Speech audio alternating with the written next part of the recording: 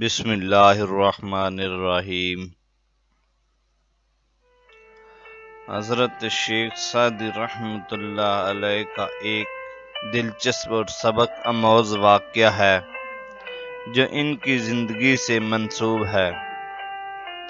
ایک دن حضرت شیخ سعدی رحمۃ اللہ علیہ سفر کر رہے تھے اور رستے میں ایک درخت کے نیچے آرام کرنے کے لیے بیٹھ گئے۔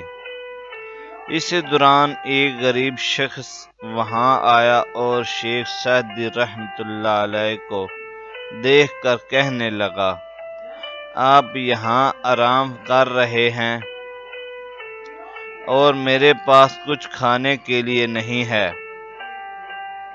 حضرت شیخ سعدی رحمۃ اللہ نے اس سے کہا، اللہ تعالیٰ کا شکر ادا کرو کہ تم صحت مند ہو اور تمہارے پاس کھانے کے لیے وقت ہے۔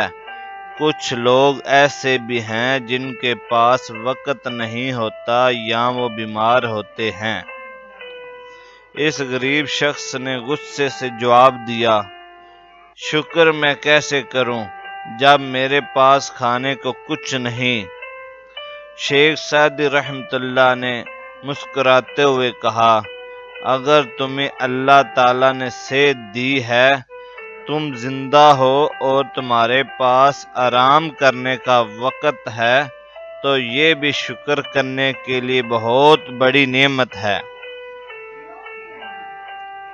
انسان کو ہر حال میں اللہ کا شکر ادا کرنا چاہیے، کیونکہ اللہ کی دی ہوئی نعمتیں بے شمار ہیں، چاہے ہم انہیں دیکھ نہ پائیں۔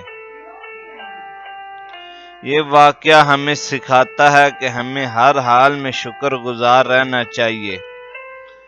حالات جیسے بھی ہوں، اللہ کی نعمتیں ہمارے پاس ہمیشہ موجود ہوتی ہیں، لیکن ہم اکثر انہیں نظر انداز کر دیتے ہیں۔